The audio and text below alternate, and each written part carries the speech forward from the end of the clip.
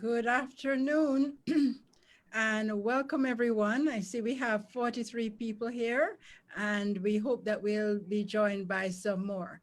Welcome to the second in the UWI's Open Campus series on navigating the pandemic. I don't know if you knew, but we're in the midst of a pandemic, right? On navigating the pandemic, reinventing the business of tourism.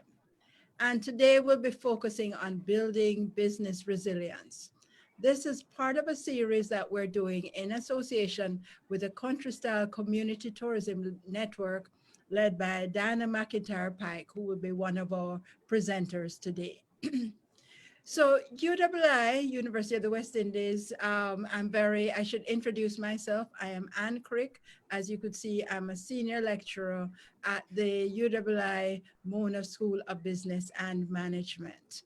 And we at UWI have long recognized the value of community tourism and its potential to transform not just regional, but also global tourism by offering rich local experiences that people do not normally encounter.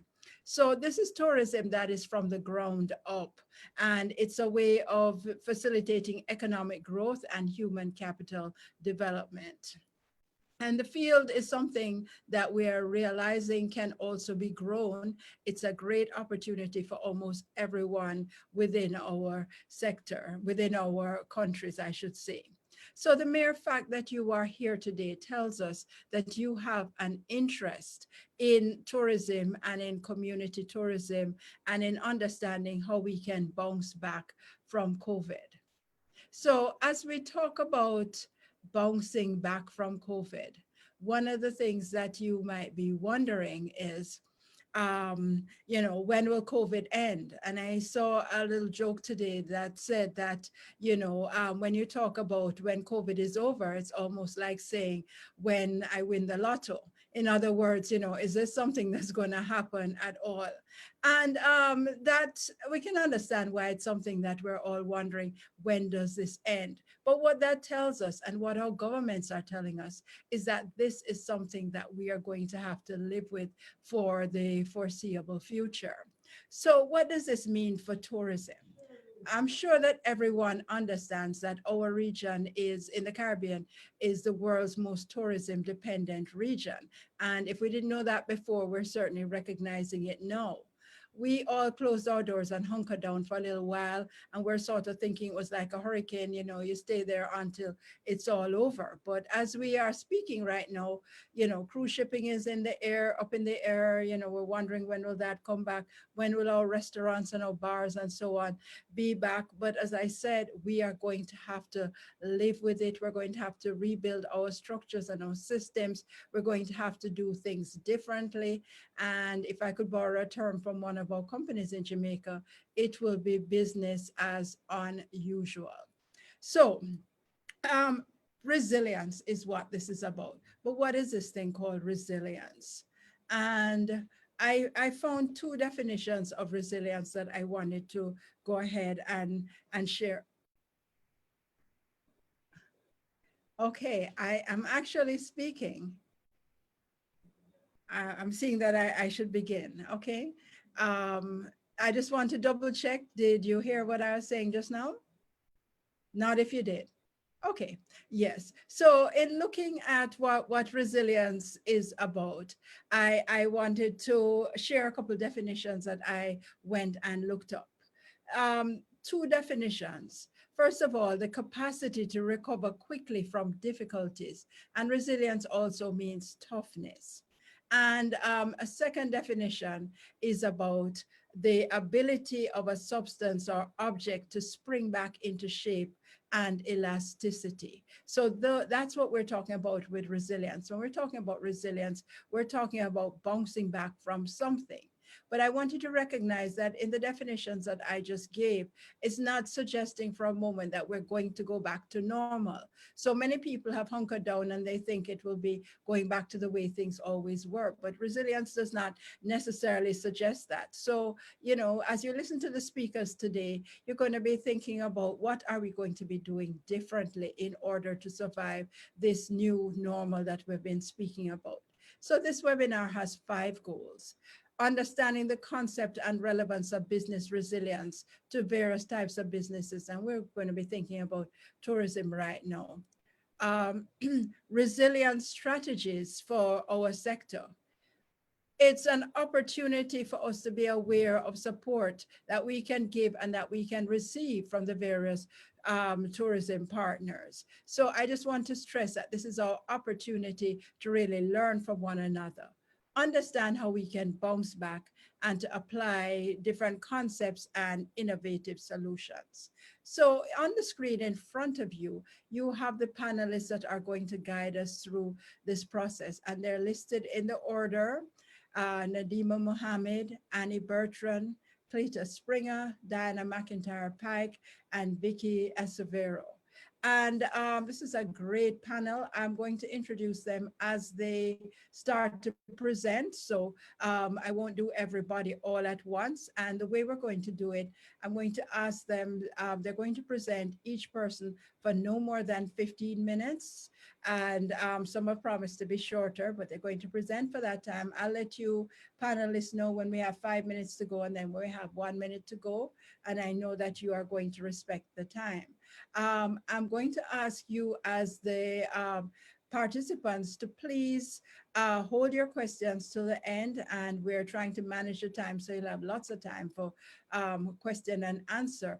But we also have a chat function, so you should be, I see that people are in the chat already, so I'm really encouraging you to, start the dialogue in the chat. It's always fascinating to see what people have to say and be networking and talking throughout. All right, so I think that that is all I have to say for now. I'm just going to jump right in and introduce our first presenter, who is Nadima Mohammed. She's an independent policy research consultant in the Caribbean, and her specialization is in social policy. She's really coming to us to be speaking from her most recent engagement, which is with the ILO. And she has worked with them on a number of projects throughout the region. She holds an MPA in Public and Social Policy from the London School of Economics and a BA in Political Science from McGill University. She has recently completed a report, and that is what she's going to be sharing with us. So without further ado, I'm turning over to Nadima. Thank you, Nadima. Good afternoon to the distinguished panel, and good afternoon to everyone joining us today. I see we have some people from as far as the Maldives, so it's nice to be a part of this webinar today. Let me just get to my slides. Okay, okay, great. Great. So as Dr. Crick just mentioned, my name is Nadima Mohammed. I'm a research consultant for the International Labour Organization. And today I'm going to be sharing a bit from a report that we've just concluded dealing with the impact of the crisis, COVID-19 crisis, on employment specifically in the tourism sector in the region. I'm just going to walk you through a little bit of data, not too much, and then we're going to jump into what I think will be the most interesting thing for our participants, which is a sort of overview of all the measures that governments in the region have taken to provide relief to businesses and self-employed workers as well in the tourism sector. So just to kick it off, we all know that tourism is critical to the region's economies. Dr. Crick was just mentioning our dependency on tourism. And what this chart is simply showing is the contribution of tourism to GDP in the region. So as you can see, almost all countries, we have well over 30% of GDP being contributed by tourism, with the exception, of course, of Suriname, Guyana, and Trinidad and Tobago, which are our commodity producers. And then we go as high as over 70% for the British Virgin Islands and Aruba. So tourism, of course, very essential to GDP. Looking specifically at employment, which, which we've of course very interested in. It's a similar picture. We see tourism accounting for a huge proportion of employment in the region. That's what this graph is showing, share of total employment. If we take direct and indirect employment and induced employment together, we see tourism accounting for well over 30% for most countries again, and almost 100% for countries like St. Lucia, Antigua and Barbuda, and Aruba down on the end here, as you can see. And then just to clarify the definition, when we talk about direct employment, we're referring to employment in those industries that are considered specifically tourism industries. So we mean things like accommodation, fast food and restaurants. Taken together, those things are considered to be the hospitality sector, passenger transport, cultural activities, sports, that type of thing. And then indirect employment, we're talking about industries that are affected by the direct tourism industry. So for example, let's say agriculture. We know that agriculture would be affected by purchases from the hotel industry, et cetera, et cetera. So taken together, we're looking at both direct and indirect employment with regard to tourism. So moving now to the exact impact of the crisis on employment. Before I even jump into the points that I have here, I think it's worth prefacing this by saying that we're still in the midst of the crisis, as Dr. Crick was saying, and we won't know for some time what the exact impact of the crisis has been fully on employment. And we're only beginning to try and, paint a picture of what's going on. So we have, from the little that we have, this is what we know so far. The ILO has projected that almost 10% of working hours in the Caribbean were expected to be lost in the second quarter of this year, which is equivalent to about 1.5 million full-time jobs being lost. And that applies to all employment, not just tourism employment. And then looking specifically at the hotel industry, because we have some data from the Caribbean Hotel and Tourism Association, which conducted an impact survey towards around April, May, we found that 71% of hotels laid off staff, 66% reduced the work week or hours worked, and then we had about 53% which cut salaries. So a pretty huge impact there on the hotel sector, and which of course we anticipate with the almost complete stoppage of the industry. And then we have microdata, of course, which allows us to look and see who's working in the tourism sector and therefore who's going to be most impacted. And we know that women and migrant workers in the tourism sector are among the most vulnerable because of their proportion in the sector. And migrant workers, of course, being more applicable in some countries than others, for example, Cayman Islands, Turks and Caicos, and so forth. So now jumping into the bit that I think is going to be most relevant for our participants today, we're looking at government responses in terms of business relief. And we have a whole suite of responses here that governments in the region have put forth. And just to illustrate what the table is saying, the X's refer to measures that apply to everyone, all businesses, not just tourism businesses, and then the O's apply specifically to tourism businesses. And we see here the most common measure that governments have pursued is in the form of grants or loans or loan guarantees to businesses, with the objective primarily of keeping businesses afloat and mainly funding working capital to keep the businesses going, to be able to pay staff and so on. In terms of tourism, you'll see we have Barbados, British Virgin Islands, Cayman Islands, Curacao, Grenada, Jamaica, Montserrat, St. Lucia, Suriname, Trinidad and Tobago have all put forth measures with regard to grants or loans specifically for the tourism sector. And in most cases, this has been in the form of loans, small loans to refurbishment, upgrades, that type of thing for when the sector resumes. But then in countries like Jamaica, for example, it covers all businesses. So if you're a tourism business, even a small tourism business in need of assistance in Jamaica, for example, in Montserrat as well, you can access financing to help you get through this period. The next most common measures that we have are tax relief measures. So things like corporate tax, accommodation tax, etc. There have been deferrals of those or waivers. Similarly, waivers and deferrals for other fees, things like business licenses. Whether you're a taxi operator, for example, you need a license for that. There have been deferrals with regard to those things. So as you can see, most countries have pursued these as well. One of the main things that has been a bit of a limitation, I suppose, or something to keep in mind, is that most businesses, to be eligible for these benefits, if you want to call it that, you have to be registered with the National Social Security Scheme or tax compliant generally. So that's one of the things to keep in mind there. And then you can see some of the other measures that governments have pursued, including things like salary subsidies, utility assistance, and so on. But these have been less common. And moving to the self measures for assisting self-employed workers, which I think may be more relevant for micro entrepreneurs who may be in this webinar. The most common thing, again, the most common type of measure, is direct cash transfers. And that's highlighted here. You can see almost all countries have those.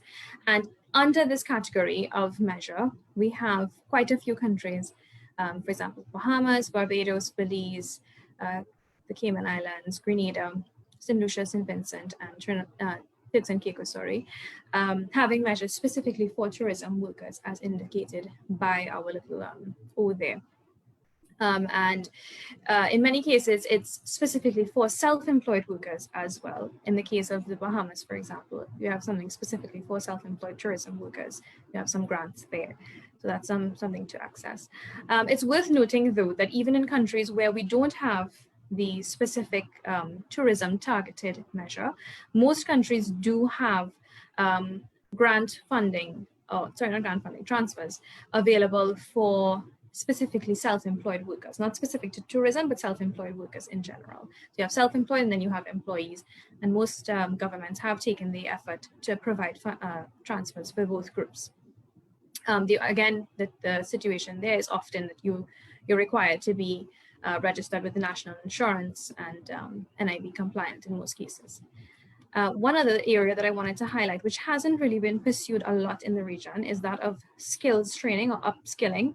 And that has been done in Jamaica in particular on a large scale with regard to tourism workers in this interim to help them upskill before we come out of this crisis so that they're better prepared thereafter. And it's something that's worth considering to petition governments to do, or to do on a smaller scale, perhaps, to help people come out of this crisis as well in the tourism sector. And you can see some of the other measures, other areas of measures that governments have pursued on the individual level there. I won't bother to go through all of them. And one more thing that's worth mentioning is that some trade unions and tripartite organizations have also put forth their own assistance measures. For example, in the Bahamas, we have in Antigua and Barbuda as well. So that's just basically an overview of what is out there, just to sort of give a little flavor to the discussion before we start off. And yeah, that's about it for me. I'd be happy to take any questions or comments at the end as the moderator instructed, and my email address is there in case anyone needs to reach out. Thank you. Thank you so much, Nadima, for staying well within your time. I'd love you just to maybe tell us a little bit about the report, what it's called, and where will people be able to get it?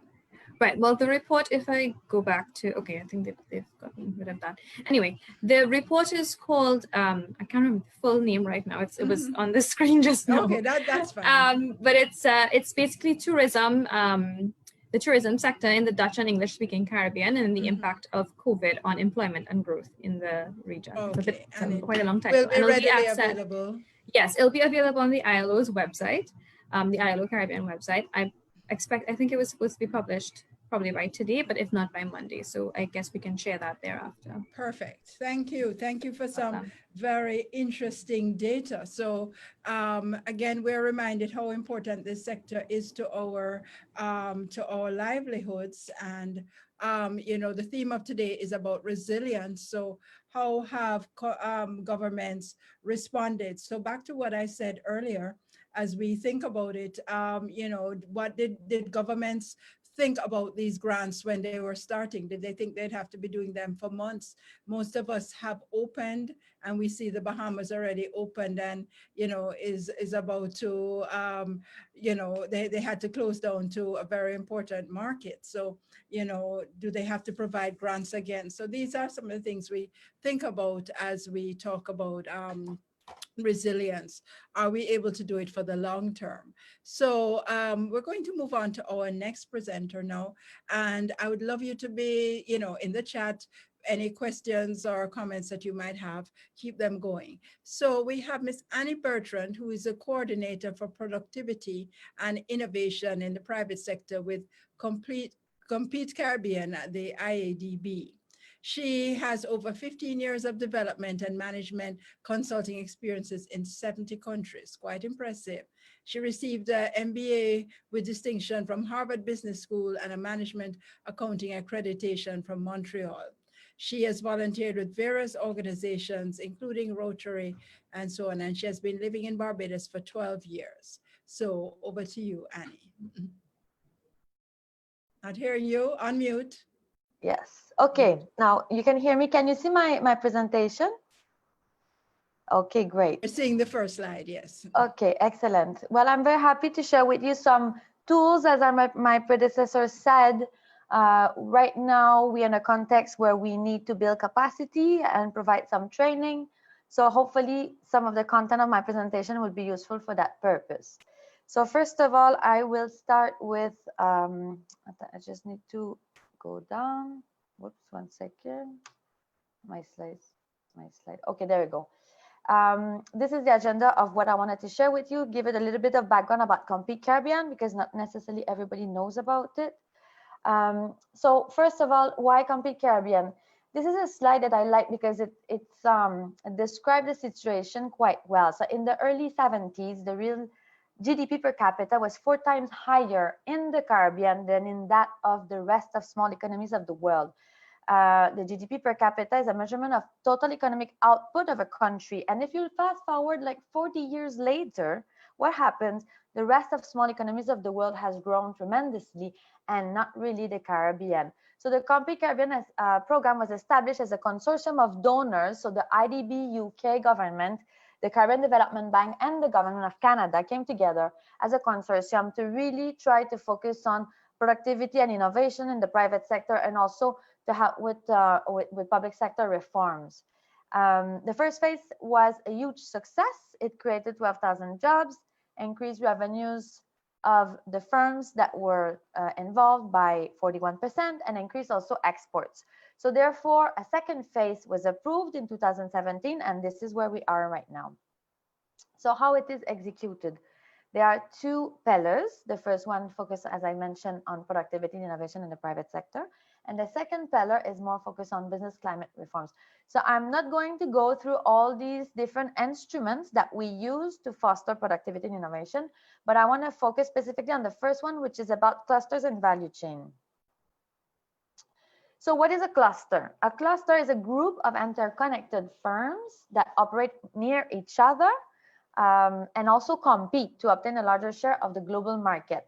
So there are several benefits from the perspective of the private sector companies. The first one is obviously they can pull resources for joint marketing and therefore have increased publicity in the global market. They can also have access to different or larger markets, because when you collaborate, sometimes you may have access to certain segments of the population that you would never have otherwise. Also for training purposes, as we all know, in community-based tourism and in different tourism sector and activities, there are a lot of training that has to take place. So oftentimes by collaborating, it helps to share resources. Advocacy, here I have specific examples of cluster initiatives that Compete Caribbean funded in the first phase, where the cluster stakeholders came together with an advocacy plan. They reached out to government in the capital, and they managed to get funding into infrastructure that they would never get otherwise. So it is really a successful, it can lead to successful advocacy. And also better coordination. In the case of COVID, a lot of stakeholders are concerned and visitors are concerned about social distancing. Now, obviously in the tourism sector, if you want to start managing social distancing, it requires a lot more effort into coordination.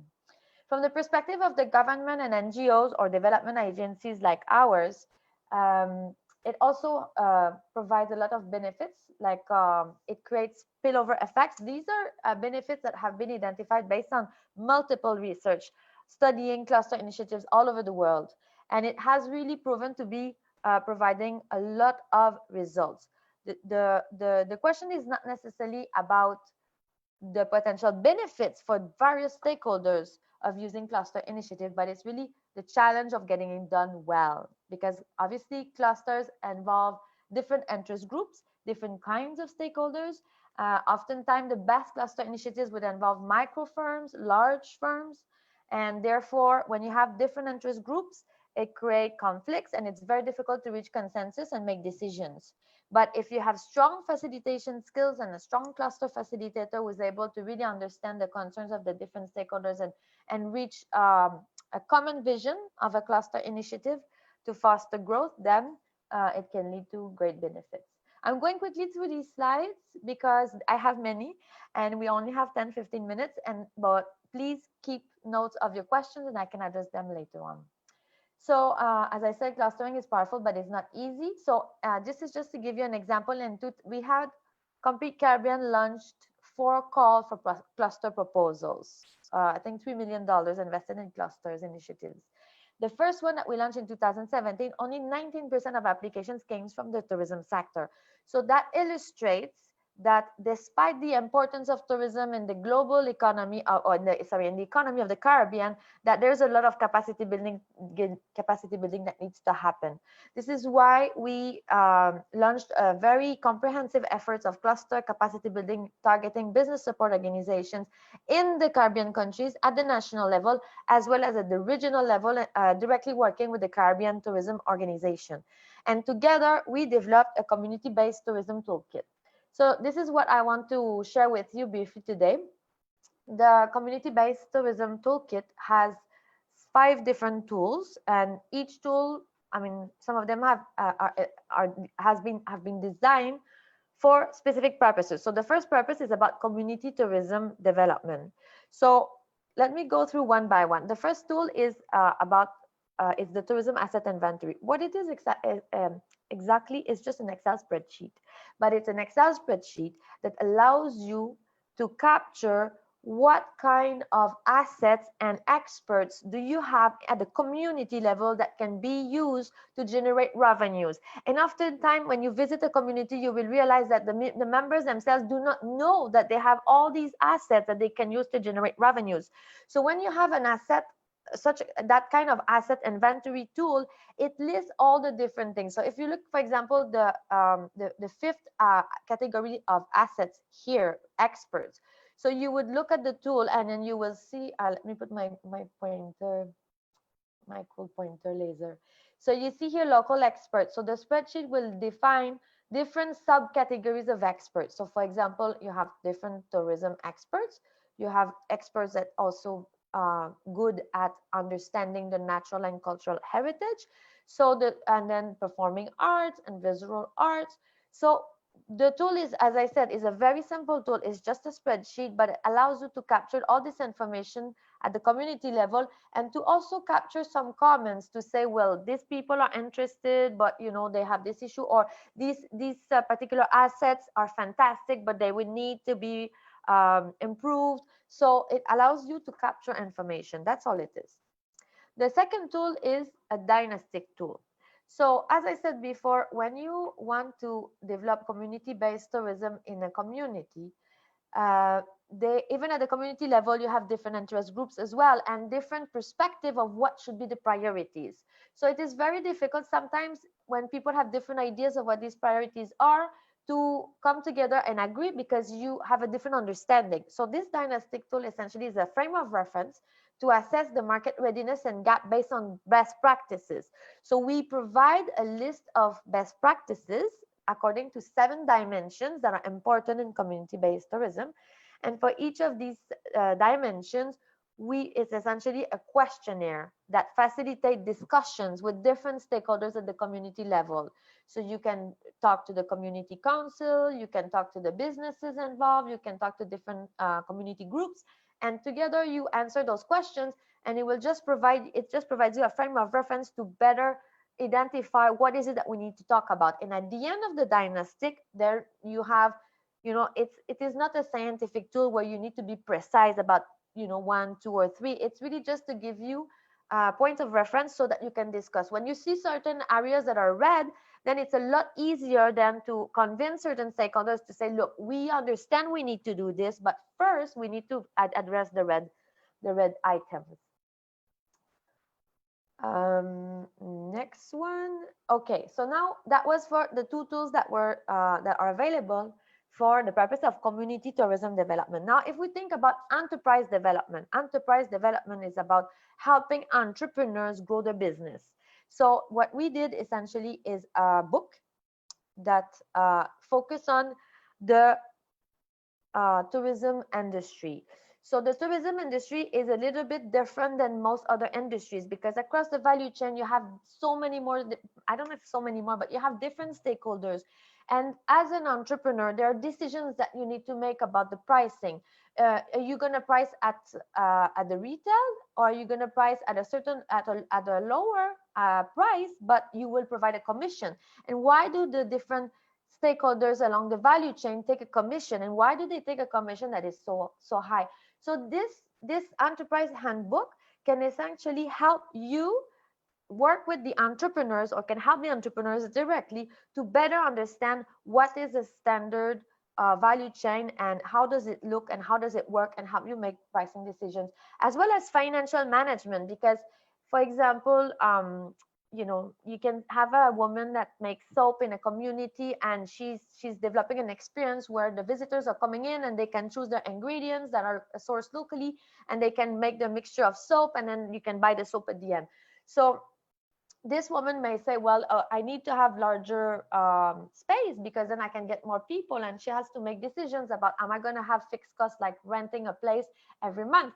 But in order to make that decision, you need to calculate your break even.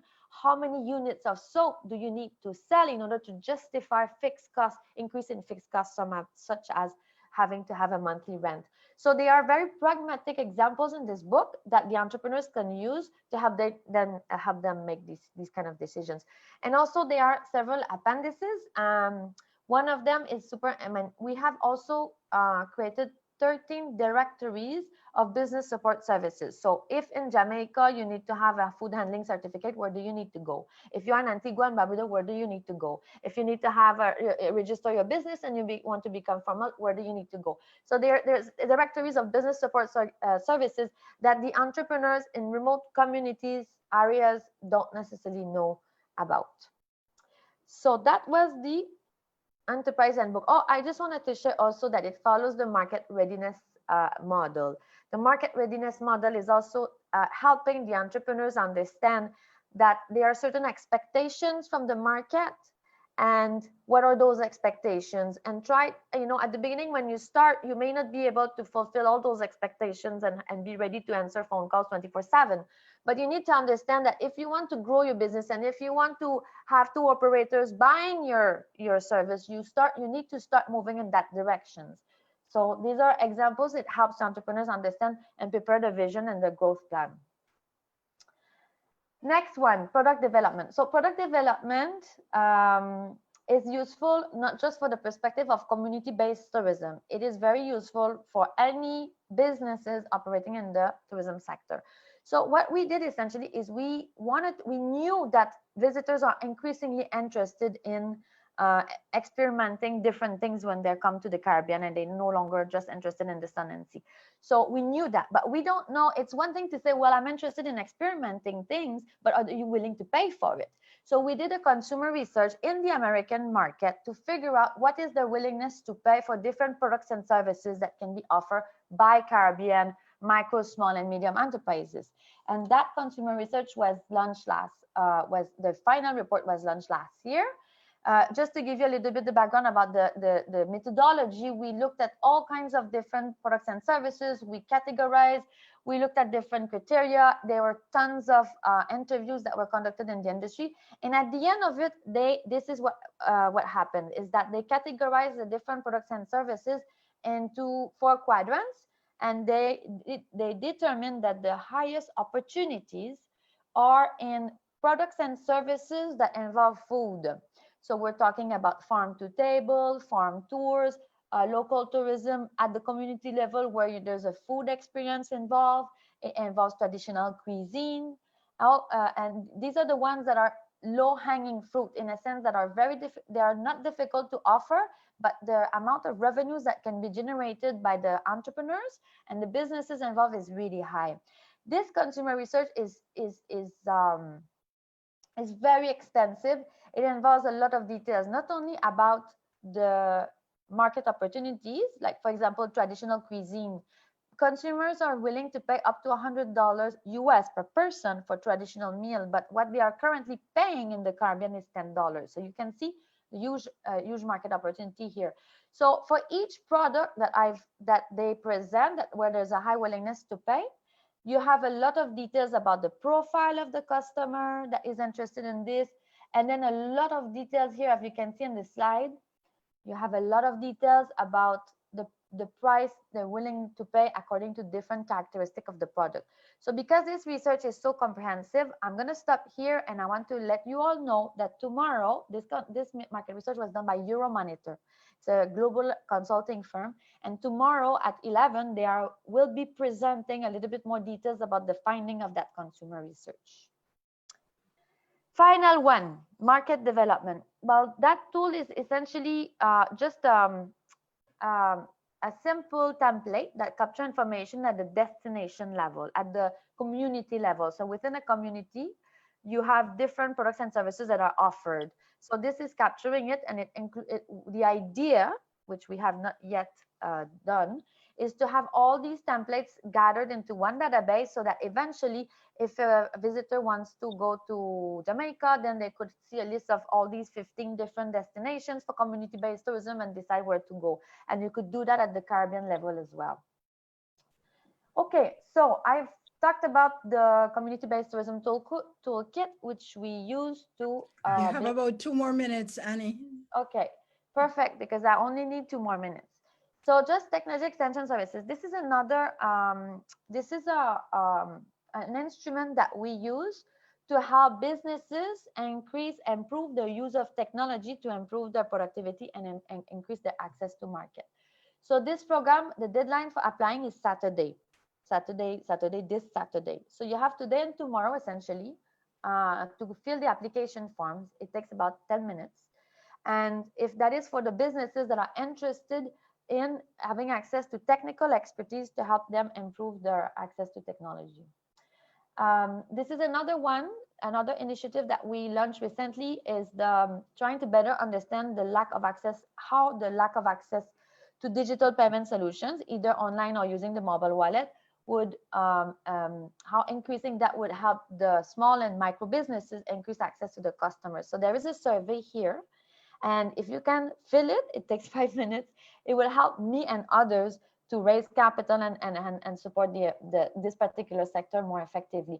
And this is the final thing, and I stop here. Tomorrow, as I said, is the Euromonitor webinar on the market research. So I'm stopped here. Thank you. Thank you very much, Annie. Your your presentation has gotten a lot of interest. So that presentation that takes place tomorrow, is it something that's open to the public? Yes.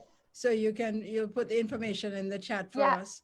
So, well, it's actually Facebook, so people can just go Compete Caribbean Facebook page. Just search for Compete Caribbean Facebook page, and we'll find it. Perfect. I know people will be very interested.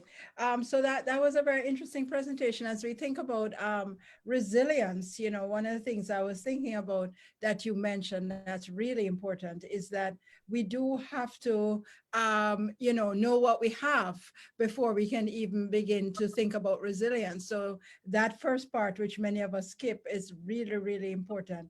And then, of course, afterwards, we can train. So I see people talking about your presentation, and we'll have some more discussion at the end, I'm sure. So thank you very much.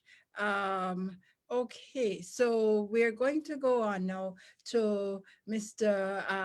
Cletus Springer, who has been director of the Department of Sustainable Development of the OAS since 2008.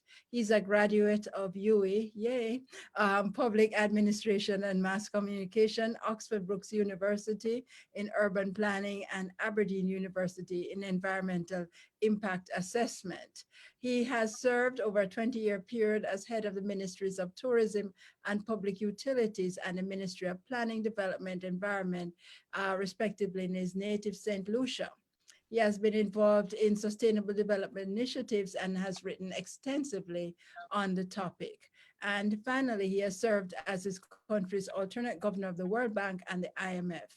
Prior to joining the OAS, he ran a successful consulting practice that served a broad clientele of governments and intergovernmental entities in the Caribbean, Asia, and the Pacific region. So, of course, he will have a lot to share with us on his topic, support systems to build sector capacity. So over to you, Mr. Springer. Thank you very much, Madam Chair, and good afternoon, everybody. Let me say the OES is really appreciative of this opportunity to join this esteemed panel on a subject that is of vital importance to all of our member states. Madam Chair, you and colleague panelist Nadima referenced the tourism dependency, the extent of the tourism dependency of the Caribbean. In fact, the Caribbean ranks first among the 13 regions of the World Travel and Tourism Council in respect of tourism's direct and total contribution to GDP and its total contribution to employment, investment, and visitor exports. Tourism is also an intensively competitive industry. It is highly complex, and that complexity, I believe, escapes us from time to time. It has countless stakeholders, each of them operating within their own circumstances and driven by their own interests, yet all of them sharing the same circumstances and interests. Tourism is also highly vulnerable, and there's no region in the world whose tourism and travel industry is as vulnerable to external and internal shocks as the Caribbean. And this vulnerability is multifaceted. Ironically, the same things that makes our tourism appealing are the things that make it vulnerable. And as we know, a key aspect of that vulnerability is vulnerability to disasters. We know that disasters trigger domino effects that may include anything from temporary or permanent closure of hotels and restaurants, interruptions in the operations of air and seaports, disruptions in the supply chain, and the loss of livelihoods of hundreds of thousands of people who are directly or indirectly employed by the industry. Now, because there's often a lag between the speed of post-disaster reconstruction of the destination and the speed of post-disaster recovery of the industry, tourism tends to move elsewhere in the aftermath of a disaster. It is easier to lose market share than to recover it. Invariably, this requires destinations to invest in costly marketing campaigns. We've also seen that where one part of a destination is affected, there's often the perception in source markets that the entire destination is affected. And when one destination is affected, there's often a perception in source markets that the entire region is unsafe. The net effect of all of this, I think, is that the panoply of natural hazard risks that the region faces is undermining its efforts at creating a year-round industry and is increasing its risk profile. And that obviously results in higher and more costly insurance premiums. But there are other sources of vulnerability, and some of them are inherent and some of them are acquired. And what do I mean by that? We know of the inherent features. They include things like the small size of many of our destinations. In the context of disasters, we know that a catastrophic event like Hurricane Ivan or Maria has crippled entire islands like Dominica and Grenada. We also know that the small size of populations in many countries means a limited market for indigenous tourism and for regional tourism. And that small size of the indigenous market is manifested itself in the fate of Liat, for example. We also, as a region, we are exposed to high energy price shocks, which undermines the competitiveness of our industry. And with our electricity prices ranging between 27 and 30 US cents per kilowatt hour, it's not surprising that the average 3-star hotel in the Caribbean costs more than in almost all other beach and sun destinations. the Caribbean is about 30 to 50% more expensive than Central America and Mexico. And we know that fuel prices can impact everything from airline ticket prices to the price of imported food, land tours, and the cost of strategic imports like cement and steel, which increase the cost of building back better. And they're the external shocks that we are familiar with: the pandemic, COVID-19, terrorism, the financial crisis of 2008 that some of our countries are yet to recover from, all of which decimate not just our capacity, they also have decimated the source markets where we draw our tourism from. So against the backdrop of these, what I'll call mountainous challenges, I'm almost always tempted to ask myself, why do we continue to place such a high emphasis on tourism? And the answer is very simple, and that is because there's no other sector that can generate the foreign exchange, the jobs, and the national income that tourism generates. And with the level of sunken assets in tourism, we can't walk away from the industry. In fact, when you look at it, the factors that make tourism vulnerable also affect other sectors. And so against that backdrop, the solution is to build resilience of the sector in areas where we can intervene. So how do we move from this vulnerability to resilience? So earlier, you might remember, I made a distinction between inherent vulnerability and acquired vulnerability. Even though a destination is inherently vulnerable to hazards like storms and hurricanes and earthquakes, this does not mean that the destination is powerless. Consider this: if you are genetically disposed to diabetes or hypertension, you know that you must reduce your sugar, your starch, your salt intake.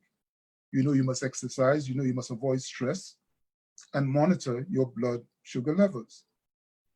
In other words, you know that you must not harm yourself by creating the conditions for the disease to gain a foothold in your system. And so this same principle of do no harm and building resilience applies to tourism destinations and enterprises. We are hearing a lot now about building back better and building back forward. It's now almost a standard part of the lexicon of our decision makers. Dominica, I think, has taken things farthest than most in the sense that it has converted the rhetoric into a clear and detailed strategy for resilience. I want to share with you now what I consider to be 5 pillars of a culture of resilience for the Caribbean. What do I mean by this culture of resilience? What does it entail, and how can it be fashioned? The first pillar of a culture of resilience is understanding that culture. If you live in conditions of high risk or uncertainty, you must understand the nature of that risk or uncertainty. You must know whether you can reduce that risk, whether you can transfer or share any part of that risk with a second or third party through risk pooling or insurance. A recent paper that evaluated tourism resilience in a Caribbean destination that will remain unnamed found that local tourism stakeholders are well aware of the potential damage that disasters can inflict on their destination, but have failed to develop effective measures to build destination-wide and organizational resilience. Now, to me, this in action is a classic example of what I meant by acquired or self-inflicted vulnerability. If you know you're vulnerable and you do nothing about it, you are inflicting more vulnerability on yourself. And sadly, we see evidence of this in development policies that are not evidence-based, that exacerbate risk, and practices that result in building back worse after disasters. I give you this example. A housing subdivision or tourism enterprise that is sited in an area of high risk without adequate risk mitigating measures is literally courting disaster. The second pillar in this culture of resilience is that it must be multi-hazard, multi-sectoral, inclusive, and accessible. We need a whole of society, whole of government, whole of community approach to addressing existing challenges and preparing for future ones. The Sendai framework says exactly that. It says that we must focus on sound governance and coordination across relevant institutions and sectors. It says that we need full and meaningful participation of relevant stakeholders, that we must invest in the economic, social, health, cultural, and educational resilience of our citizens, of our communities, and the environment, as well as through technology and research. It says that we must enhance multi-hazard early warning systems for preparedness, response, recovery, rehabilitation, and reconstruction. Now, you might ask, why is this important? It is important because disaster risk is a shared risk. There is no sector, no business enterprise or individual that can pursue resilience alone and for their sole benefit. We're all in this resilience thing together. A hotel is only as resilient as the community in which it is located. We have repeated evidence of that fact. A hotel may not be damaged by an event, but if the community from which it draws its labor is overwhelmed, that hotel cannot bounce back until the community bounces back. Similarly, a cluster of hotels in a destination may have emerged unscathed from a disaster. But if the airport and the seaport is damaged to the point where closure is necessary, then that entire cluster of hotels cannot bounce back until the airport is back in service. So we see the interconnectedness at the macro level, at the micro level, at the community level, both spatially, horizontally, vertically. You name it, that interconnectedness is there. And the convergence that we are now witnessing between the pandemic and the 2020 Atlantic hurricane season tells us why we need a multi-hazard approach to resilience.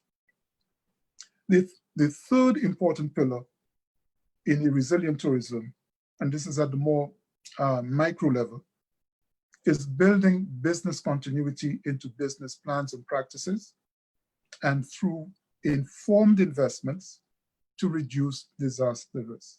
And the best time, the very best time to do this is when a business plan is being prepared.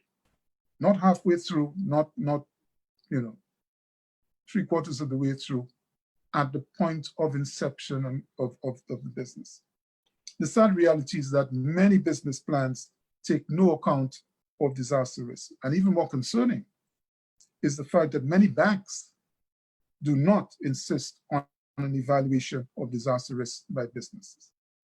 According to the Hartford Guide to Emergency Preparedness and Planning, of those businesses that experience a disaster and have no emergency plan, 43% never reopen.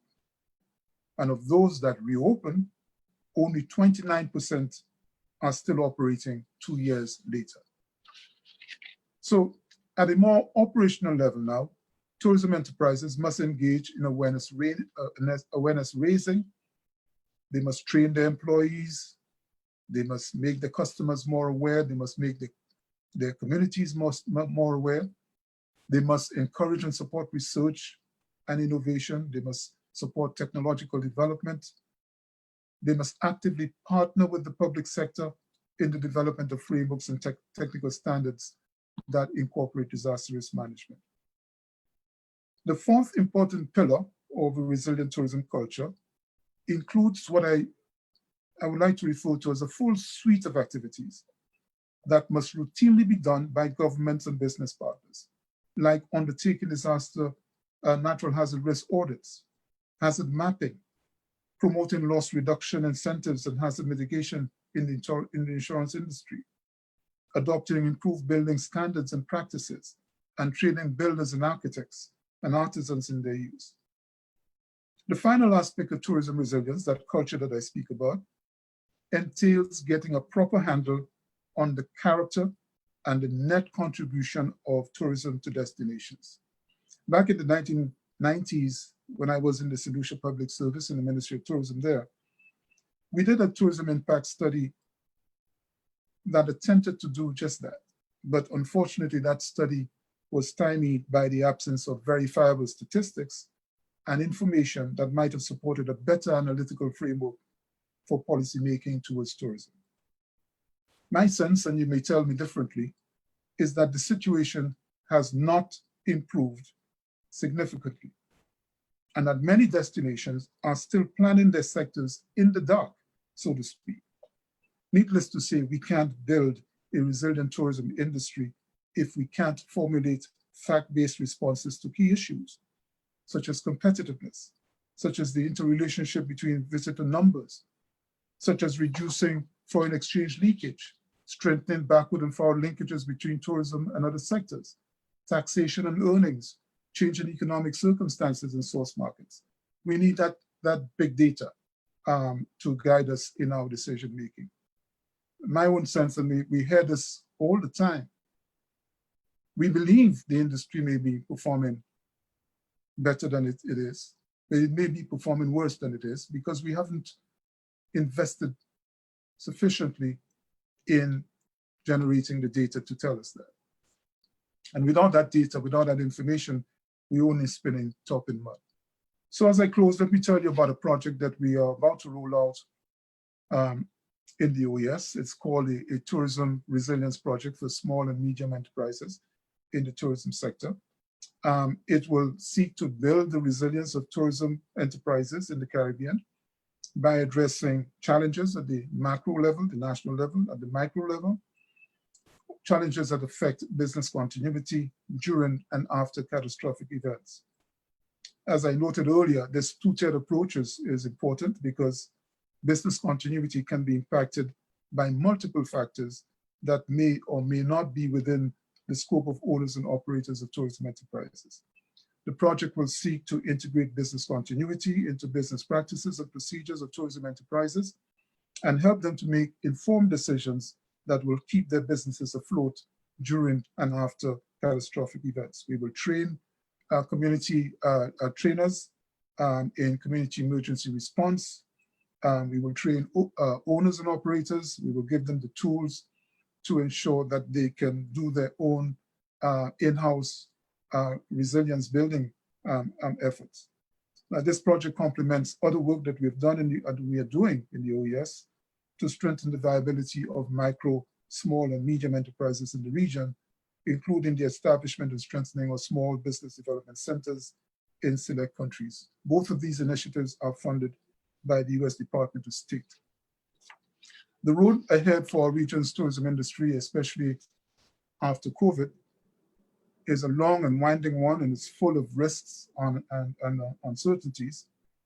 The pandemic, I think, offers a critical window to reevaluate and to reposition the industry in a manner that assures not only its competitiveness and resilience, but also the well-being of all who depend on it for their livelihoods.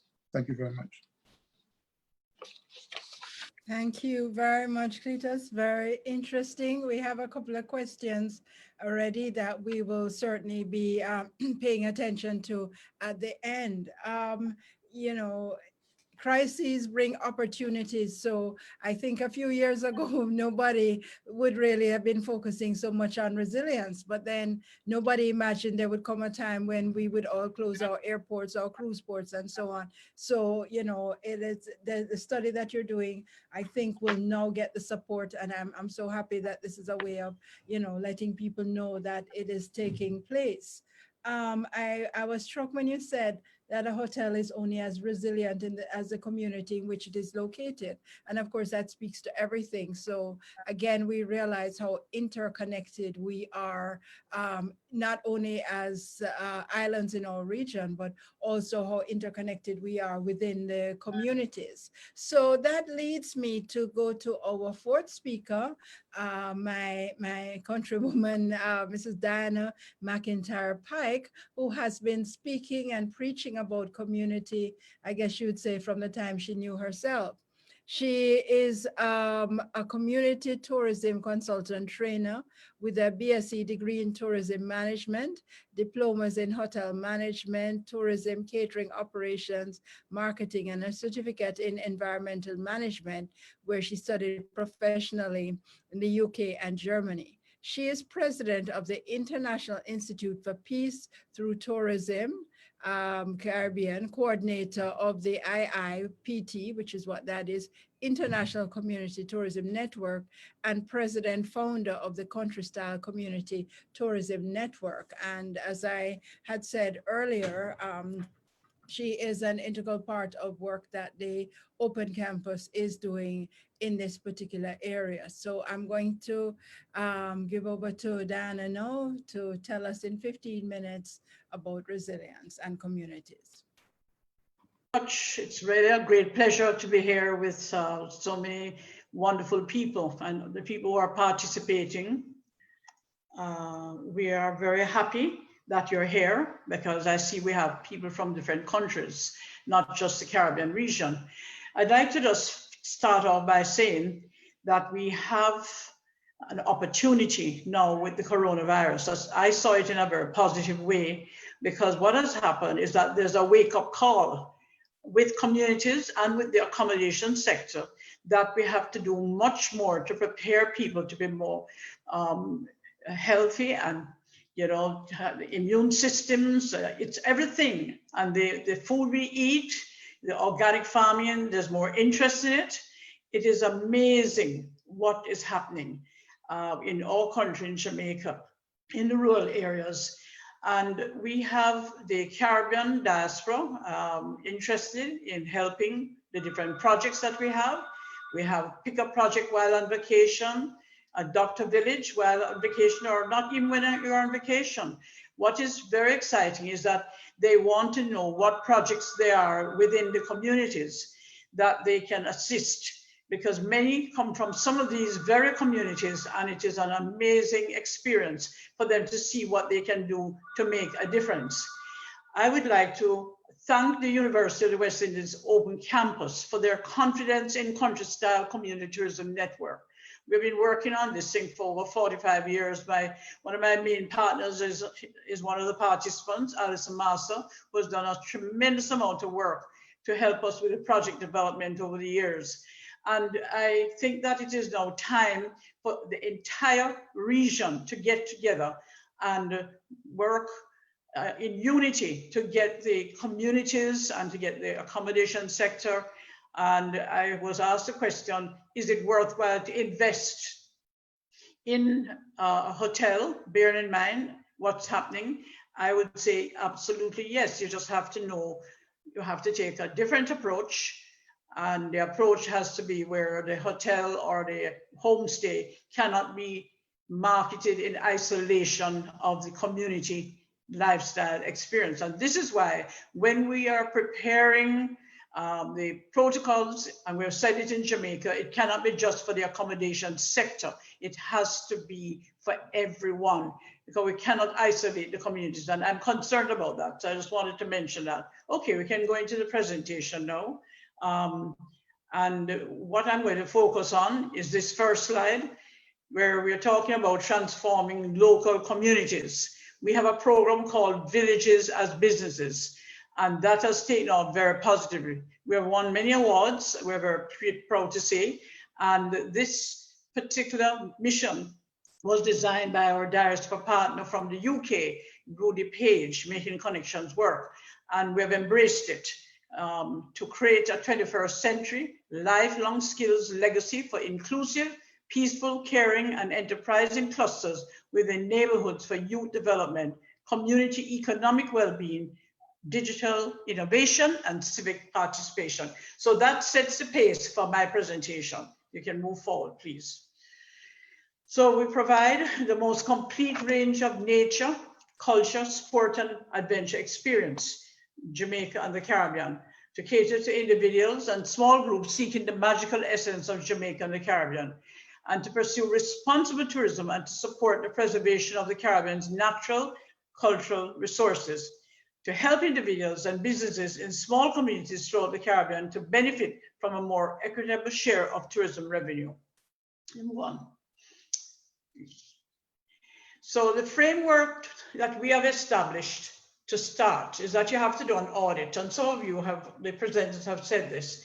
You have to identify the community assets, what it is that we have, and how we can be involved. This research is very critical because many times we've had community people say that they don't have anything in their community, that they don't know where they're going to go, especially the young people. But when they get the training that we offer, the entrepreneurship training that we have now with the UWI Open Campus, and by the way, it is certified, which we're very happy about, all of a sudden, their whole mindset changes. So this research is very critical.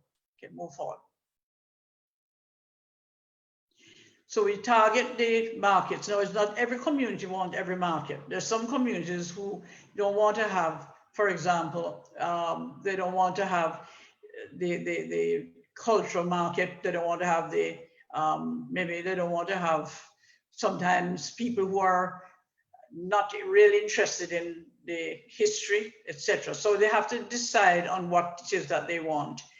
And there are some communities that are very Christian, and they say that they only want Christian people there. Well, that's fine. If that's what they want, we can give them that, because we have identified over 40 niche markets.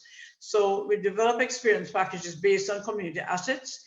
We have to ensure that we have carrying capacity. That's a big issue. You cannot have a whole bunch of people going into one community. It's their home. I have a problem where we can say you can arrive at any community at any time. No, we have to make arrangements with the community if anybody wants to come there. And that's what we've been respected for by the communities, because they sometimes they want a break. They don't want anybody to come. And we have to get our mindset in tune that we're not developing communities for tourism. We're trying to help them in their economic livelihood, whether it be a farm, whether it be a restaurant, but it doesn't mean that they're going to be sitting there waiting for tourists. And then we have to establish the customer service and health and safety standards, and make sure that they are happy with what it is that we're saying. And we're talking about the health and safety standards. We need to have the protocols that we have established in the communities as well, so that they can be open for business. Because right now in Jamaica, we don't have that happening. And that's something we are wanting to concentrate on to get them more involved. Can move on, please. So a typical vacation for us, for country style, meeting community people, staying in homestays or in accommodation of the client choice, being hosted by the community guides. You notice how we don't say tour guides, community host guides, because when you say tour guides, visitors expect them to know professionally everything that's going on in Jamaica and otherwise. When we say community host guides, they know that they're only dealing with the communities. So we have had like TUI and others coming into our communities, and they bring their tour guide, their professional tour guide, and they then put our community guide on the bus. And then the experience starts with that community person sharing whatever is happening. And sampling, of course, the local cuisine, participating in local culture, and then we do village hopping, where you can start with appetizer in one village, we can do main course in another village, and then we can do dessert in another village. So we have a cluster of villages working together. And we can combine this with traditional resorts, because we've had Sandals and other all-inclusive who have been very happy to work with us, because we have public liability.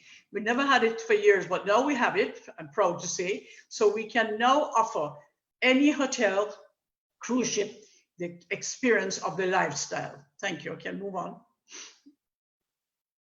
All right, so the linkages that we're talking about, agriculture, farm vacation, some of this has already been mentioned.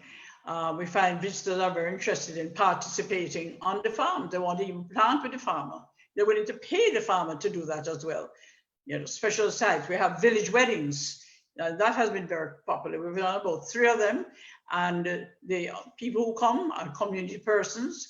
And I've always had a joke where even the pig and the dog and everybody is at the wedding, but they enjoy the setting, the rural setting. And then different events, community theater, and the storytelling. So the older people especially can be involved because many of them know the history, but they don't have it documented. And we have encouraged young people to get to know the older people so that they can get the information that they don't have anywhere that they can read it. Can move on, please. And then, you know, the nature, the different flora and fauna, the bird watching. In our country, we have 27 birds you can't find anywhere else in the world. And in our communities, we have 25 of those.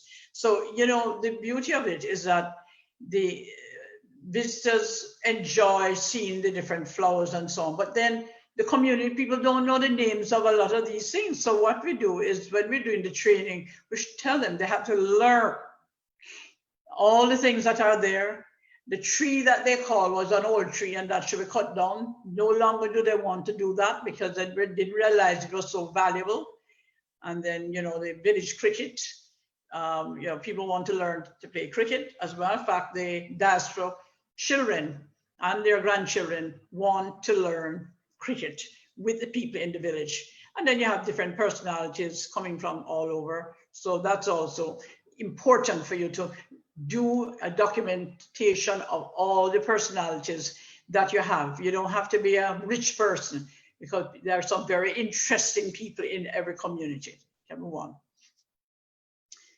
And so the concept that we're exploring here, the role, the benefits, the market, the linkage opportunities, the experiences, and the best practices. So again, we can now move forward. So the authentic community-based experiences target to international and local market, developed and directly driven by and for the sustainable development of the host and community and its residents. Can move forward. So we have the, you know, I'm not going to read all of this, but it's all there. But you know, I want to highlight the protection of the environment because that's a big issue. If we don't protect the environment, then we're not going to be able to attract the business that we want because many visitors have become very environmentally friendly and we need to do a better job, especially in my country right now, we're dealing with that. And then integrating with the local industries and businesses. But the most important thing that whatever we're doing, we must have community participation and benefit and move forward. So products and experiences developed by and for the community, direct foreign exchange earning opportunity, and enables direct access to international market, and builds community brand and civic pride. So we have different benefits here, which is, again, I'm not going to read all of this, but what I just wanted to highlight is that we have volunteer tourism, which is part of community tourism, niche market. People want to volunteer to come and help. For example, Sandals Foundation came and they built beehives in one of our villages. 600 guests came at one time, 300 one day, 300 another day. And they also built the basic school roof in that community. So what has happened now is that they have a relationship with that community ongoing forever. And they look out for them. When they went back home, they look out for them. And they tell their friends, when you go to Jamaica, go to that community, because that's what we did. That's what we need to do, to build the relationships and sustain the heritage and culture so that we can move forward. And it's, you know, boost business altogether, can move forward. And so the special interests market that we're talking about, they're normally educated. They're seeking an escape from mass and traditional tours. They need to have an enriched experience, and you know, responsible travelers are social and environmental conscious, as I mentioned before, and they would book direct. So you know, we have direct bookings coming, and we have to design the packages for them. They will say, okay, we want to have an experience with cuisine, we want to have an experience with that. Then what we do is we put it together, we find out what their budget is, and then we put that package together and market it, whether it be a travel agent or a tour operator. The fact is that's what we do. We are a community lifestyle experience designer. We move on. We can move forward. So the, you know, the linkages have been, you know, presented before: agriculture, manufacturing, creative industry, community projects. I mean, it's amazing the talents that are in each community, and we need to help them to invest in themselves first. And one of the most important part of the investment is the self-development, because many do not know how to present themselves. They don't know how to dress. They don't know how to communicate. They don't know how to understand the world. So all of these things we cover. Can move on. So this is just to give you an idea of some of the niche markets. The graveyard tourism one is fascinating. So what has happened now is that people are cleaning up the graveyards because they realize that it's an attraction. And then I've told them that even when you die, you're an attraction. It's like how Bob Marley and other people are. We can be an attraction. Your family can be an attraction. You must build a story around the grave. And we've got business from that. The one they don't want is the ghost hunting one. They say they don't want that because they don't want us to wake up the duppies, as we say in Jamaica. They don't want the duppies to be woken up, so we don't bother with that. The Rasta tourism is a big seller, and the Caribbean diaspora tourism, roots tourism, is a very big seller. The Caribbean diaspora is a good market, but they need to be given far more attention, and we intend to do that more because they want to know what the projects are. And we're our website, which is visitcommunities.com/Jamaica. It has a projects link on there, so we plan to document the projects that we have there. And then we have the if you can just wait a minute, I think I should mention the senior citizen market is a big market. We went to one club, senior citizen club in Ohio, and we brought down 7 of them complimentary. And that gave them a chance to experience it. And we turned them into marketing ambassadors. They went back to their club, and we got from one club 7 back-to-back groups from one club of 20 people. Okay? And this is what we're not doing.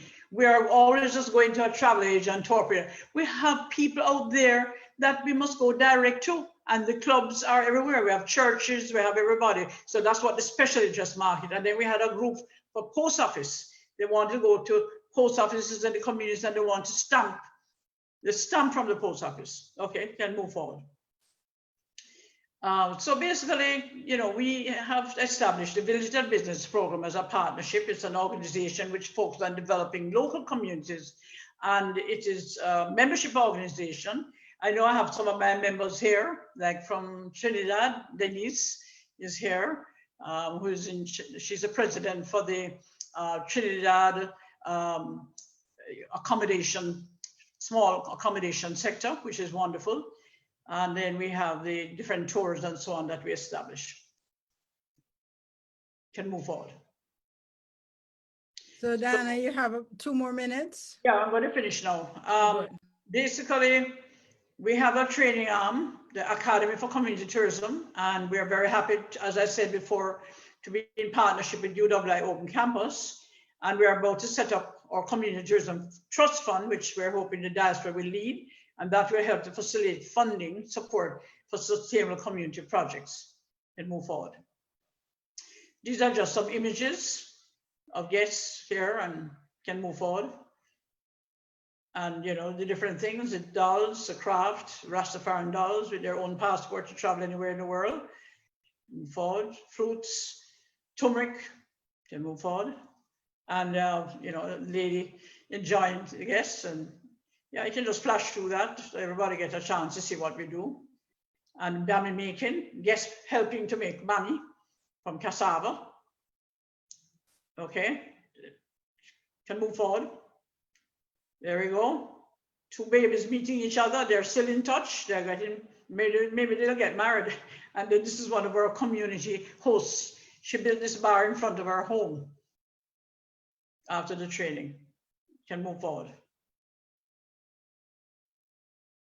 So in a nutshell, audit, target, develop, and then your market. And that's it, everybody. I hope you enjoyed the presentation, and we're here. We're very experienced and we have a large network. Thank you all very much. Thank you very much, Dana. Just to let everybody know that because some people joined us after we started, so we're not ignoring your questions. We're going to take the questions at the end. So we have one more presenter and then we will have a big question and answer. So do not go anywhere, please. As you were speaking, Dana, I was there thinking that actually the small size of organizations such as yours or the community makes it much more resilient because you think about, how do you crank up a 300-room hotel and you have 10% or 15% occupancy, but, cranking up somebody's house or, doing a experience with the Bami as you showed, that is much more cost effective. So that is something that we can talk about in the break. I'm looking forward to that. All right, so our final presenter, it's a question of a point of last but not least, we're looking forward to hearing from Vicky Acevedo. So she is the executive director, founder and executive director at Green Market Santa Cruz, which is a Trinidad and Tobago based social enterprise entity seeking to educate the public on health and wellness and support advocacy on the importance of sustainable food production, land usage, recycling, and optimizing local inputs. She studied sustainable development diplomacy at Fletcher School of Law and Diplomacy, philosophy at Yale University, and law at Harvard Law School. So we're looking forward to hearing about Vicky, from Vicky about her enterprise. Over to you. Thank you so much, Dr. Crick. And thank you, Open Campus and Country Style, for inviting me to participate in this very timely webinar. I was very hesitant to be a part of this panel because I never really thought about the green market or myself as being part of the tourist industry, and I didn't know what I could contribute. But my conversation with Jody and then listening to the previous webinar with Diana about overland community tourism convinced me that the green market is an attraction for tourists, which we knew, and that our experiences operating through COVID might suggest some strategies for reimagining and reinventing tourism. As you will see on this slide, we have a new buzzword in our world, and that is resilience. The word cloud indicates many of the qualities that contribute to resilience: strength, agility, adaptability, effort, and persistence. But let me highlight from the outset that there are two types of resilience at play in our Caribbean region in this time of COVID: ecological resilience and business resilience, and they are both highly dependent on each other. Next slide, please. Well, you'll see this is an upside down, and I got that upside down from Buju Banton. So for all of you fans, that's the name of his latest album. And the important thing as you look at this image, which is an image from RIPES, which are people who have been looking a lot at community wealth building, it's a world hanging in a crack. And this is to remind all of us that tomorrow is not yesterday. We can no longer use the past as an accurate arbiter of what is to come. We have shattered not only many of our life support systems, the biosphere, ecosystem, and seascapes, by polluting, by being predatory and extractive, but we have also shattered the socioeconomic paradigms which we have so blithely called normal. The consumption patterns, the materialism, the acceptance of inequality and poverty and racism. This is what we have come to say is normal. I want to tell you a little bit about the Santa Cruz Green Market for those of you who don't know about it. We started our experiment in sustainability about 9 years ago, and we focused in on the Sustainable Development Goal number 12, which is all about changing patterns of production and consumption. For me, that particular sustainable development goal encompasses everything else. If we want to eradicate poverty, if we want water, if we want partnerships, if we want gender equality, we have to think about our patterns of consumption and production, and these are both individual and collective. We anchored our efforts in a farmer's market and artisan's market. We're promoting their relocalization, purchasing of local produce and products, eliminating middle persons so that the small entrepreneurs that are a part of our community can keep more profits. Next slide, please. This is a green market. It's a lovely shot because we're in the foothills there, and when you're flying overhead, you wouldn't really even see us. But I bring this because the forest is a great teacher. And if we want to know something about resilience, I really believe a lot in biomimicry and learning from nature. The forest has 4 layers: the floor, the understory, and the understory is that space between the floor, and the 3rd layer, which is the canopy. And then there is the emergent layer, or the overstory layer.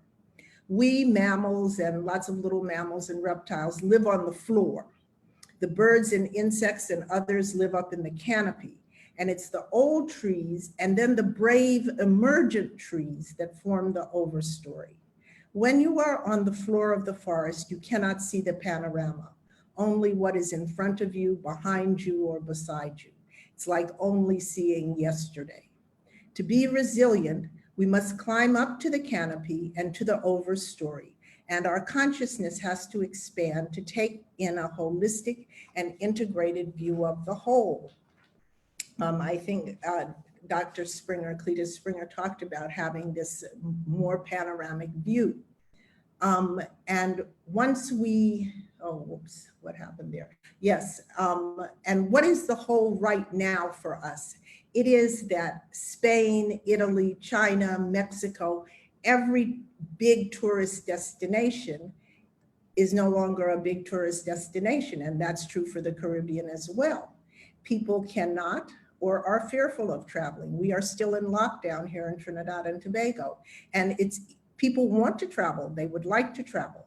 It's not only the contagion, but the fear of inadequate sanitation and safety. It's a fear of irresponsible behavior by others, and a fear of the lack of well-equipped health facilities.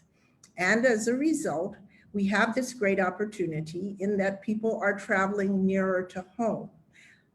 Can I see the next slide? And this is exactly the same view. Before, you were just seeing the very top of that structure, which is based on an old Native American Waraho structure, long house. And it's the green market at ground level.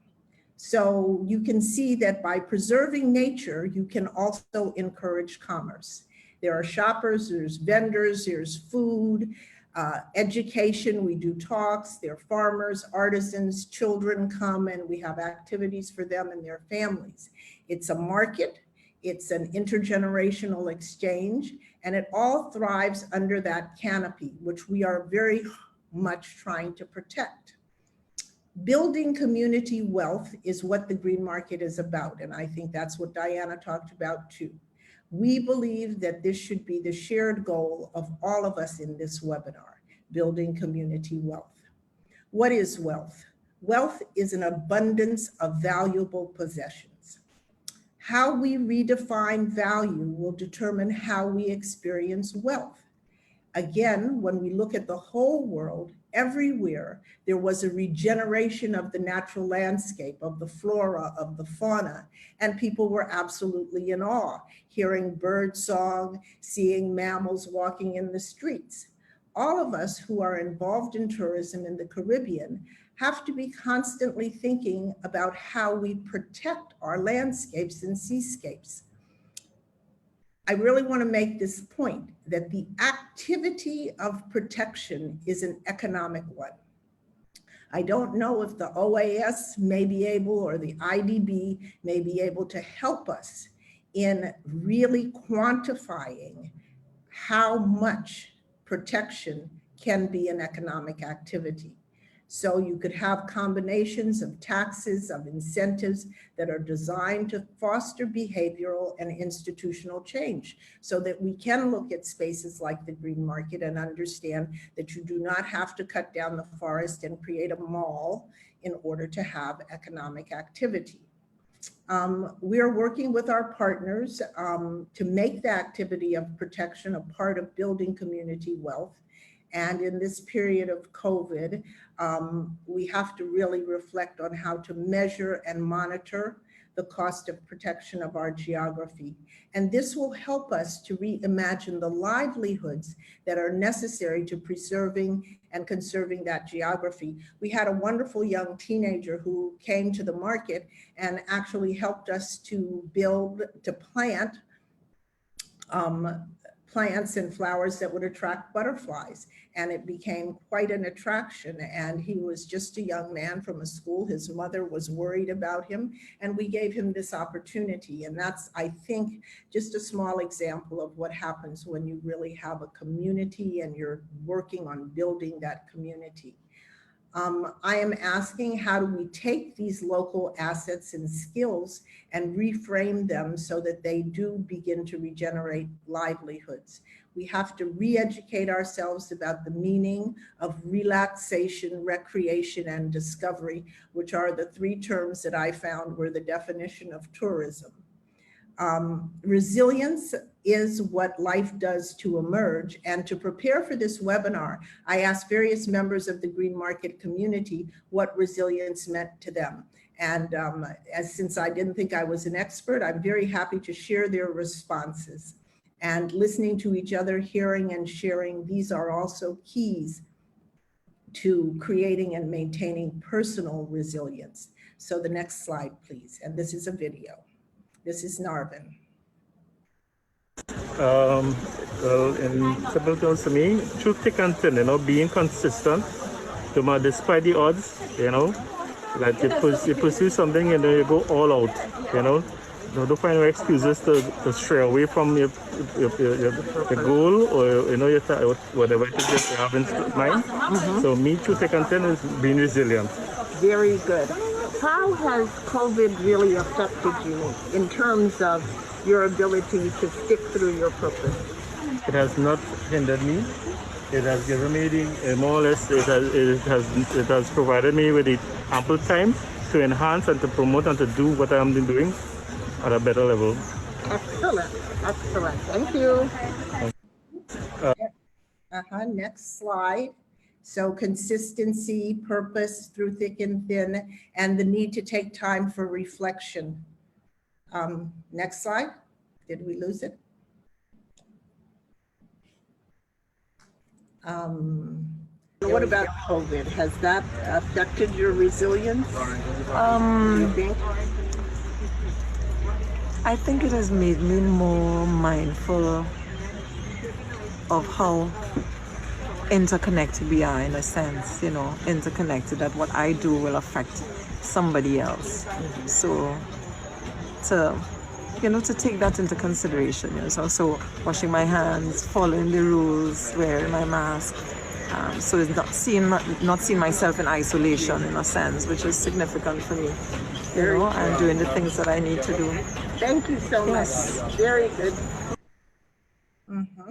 So the next slide, please. And what about COVID? Has that? Marva talked. You will recognize me. Good morning, Marv. Good morning, Neela. I want to know what the word resilience means to you. Well, resilience, I suppose, is being able to cope with things above the norm, I suppose. It's a difficult question. But to everyone, this whole pandemic, so everybody's trying the best that they can. Everybody is doing something to help sustain themselves, little kitchen garden, trying, and they're still trying to help others with whatever they have, because they are always less fortunate than yourselves. So I don't know, it's everybody trying to get to pull together to help themselves as well as each other. Beautiful. Yeah, I think they also. I get annoyed with all these people that go against, masks and things like that. We're getting advice from people who know a lot more than we do. And so I think we should follow it. And even though we don't like to, we all have to play our part and get this thing through. Yeah. People to recognize. The final one, Christine. Yes. I want to know what resilience means to you. With regards to being a farmer, Yes. well, being a farmer is something that you kind of have to have it in your blood. If the love is not there, you will never make it. Because most of us do it not for the money we make, because we don't make a lot, but because we love the whole. And being resilient is being at it all the time. It's a constant, and help from going to classes and that kind of stuff, or somebody who will give you the advice you need. I've been fortunate in that the person who laid it all out for me, he was excellent and he helped me a lot. I don't know what I would have done without him. So you had a good mentor. Yes, and then I went to some of the classes down in Point Lisas. Okay. That helped as well, but also having the people who work with you, are really important. And I'm fortunate I have Joe. And then I went to some of the classes down in Point Lisas. Go to the next slide. That helped as well, but also This one, okay. So what I want you guys to hear who are in this webinar, these are the people who make up the green market community. These are the micro entrepreneurs who come to the green market space. They have other spaces. They come from all over Trinidad, but they are telling you that they need mentorship. They need knowledge. They need and want to help each other, and they do help each other. And that's what makes them resilient. This is the market last week. And so we had been closed because we couldn't serve food. The farmer part stayed open because food is an essential service in its natural form, but not in its cooked form. And the artisans, for 2 months, they had no income. So they were glad to get back, and we were glad to have them back. We made accommodations for the rent that they paid and tried to lower it to give everybody a chance to catch themselves and get back. Do I have enough time to give one more example before I go on, Dr. Crick? You only have 2 more minutes, so you decide how you want to use it. Okay, so I just want a really quick little story. There's somebody from the Normandy Hotel who approached me and said, wow, we'd like to help you. We'd like to deliver some of your CSA baskets. We do baskets every week of fresh produce. And what happened because of that connection with the Normandy and with Bubbles, we were able to expand our community supported agriculture project, perhaps by over 60%. And that was a really big help to us. So these are just a few small examples of why the community building is so important to your resilience, and why getting up on the canopy and seeing the other people is very important. And my final slide is just about the bouncing ball, because everybody says, you need to bounce back, and that's what resilience is about. Why I like this particular GIF is it shows the elasticity. When the ball hits, it changes shape. And when it comes up, it refines its shape again. And I think in the end, that's what we all want to do. We want to be able to bounce back. So last slide. Thank you very much. Thank you for giving me this opportunity. And thank you too, Vicky. Wow, that was perfect symmetry, because I spoke about the bouncing back and the and the different shapes, and that is how you end it. So really enjoyed that presentation and hearing the voice of the individuals who are part of it, and everybody is already there. We kind of understand the concept, because everybody's saying we're interconnected and we all have to do our part, play our part. So people are saying wonderful presentation, and that is true of everyone. So we have 20 minutes exactly, and we have quite a queue of questions, and I'm going to be throwing them out. Some are specific and some are not. And when I ask them, I'm going to ask you, please, if you could keep your answers as short as possible so that we can get to all of the questions, and there might be more coming in. So this first one is to everyone. I'll ask maybe two people to respond. So this is a question from Mohammed. Small island nations have a better advantage in tourism compared to larger cities when considering COVID safety. Definitely Maldives having one island, one resort concept. We believe the scattered islands are much safer than crowded cities. My question is, how much are the island nations taking this advantage to attract more tourists? So he's saying that we are better, but are we taking advantage of this? So this is to everyone. Um, there is a poll that we're going to ask you to take. The poll is now up. We're doing this now because some people might have to go. We hope you stay, but in case you don't, so wow, you guys are on it. Okay, so people are voting already about how helpful it is. So yes, let me go ahead and ask maybe two people to talk about the our advantages. Are we leveraging our advantages, small island states? Cletus, you want to take that?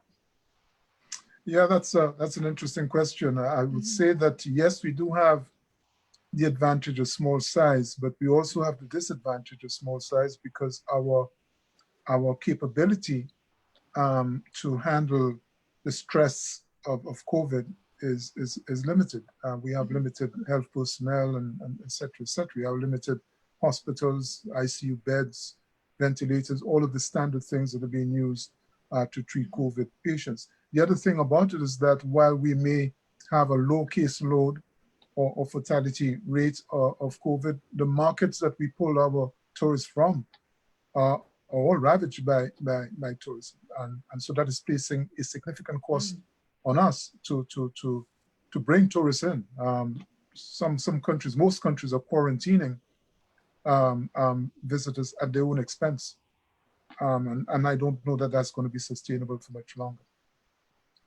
Yeah, I think it's a very interesting question. I know Barbados and other countries have actually gone ahead and promoted that, the idea of, well, you can work from anywhere, so why not come and work with us? So I guess, Mohammed, that is a way in which we're actually leveraging that. Anyone else want to take that, or should I move on? Okay, let me ask my next question, or the next question then. So the question of data was mentioned, or lack of data. So Lucilla Lewis wants to ask, this is an open question. So what is your suggested response to the absence of data for a comprehensive assessment of the impact of tourism? As you may be aware, attempts to compile TSA in some of the communities, that's the tourism satellite account, right? In some of the countries, by the lack of will to invest resources in the necessary data. So I guess what is being said here is we have tried, but we haven't gone very far with it. So what would be the what would be the suggested response? So who wants to go ahead? Yes, I see Vicky. I just would like to say that I think that there's a possibility to do this data collection at the community level. Yes. And I think it's very easy to bring UWI, the IDB, any of the people who do this kind of collection and teach 2,000 people how to say what their age is, what they consume. It's not really difficult. It's like a census, and it would be their information. So I'll stop there, but I really think that, our national governments haven't been up to it. I think our communities might be. Yes, yes. Nadima, do you have a response? Well, not particularly, because I haven't been in the industry for very long. But I once had a professor who said that it's not enough to say that we don't have data for things. We need to be creative with the data that we do have. And I think that in the Caribbean, there's a lot of untapped data in, for example, administrative data. Hotels collect stuff, tourism associations, at each level, there is some form. It may be in a very unprocessed form.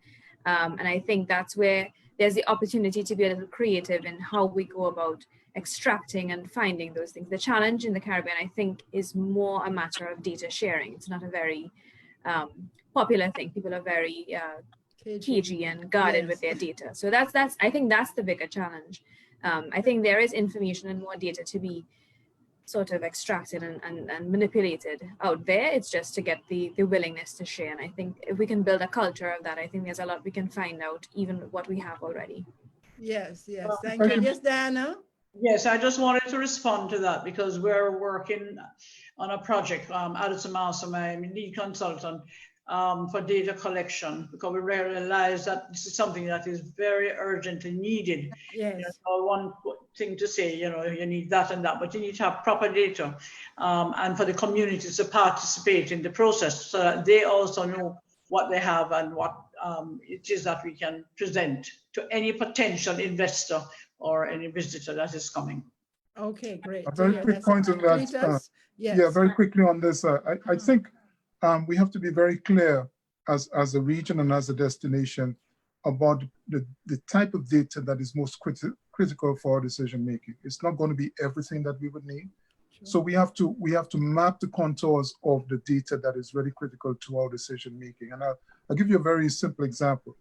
What is the relationship between a hotel room and water consumption, for example? Okay, if you aiming, for example, to add 8,000 rooms to your tourism stock, what does that mean for water consumption? And what does that mean? What does it mean for electricity consumption? What does it mean for roads and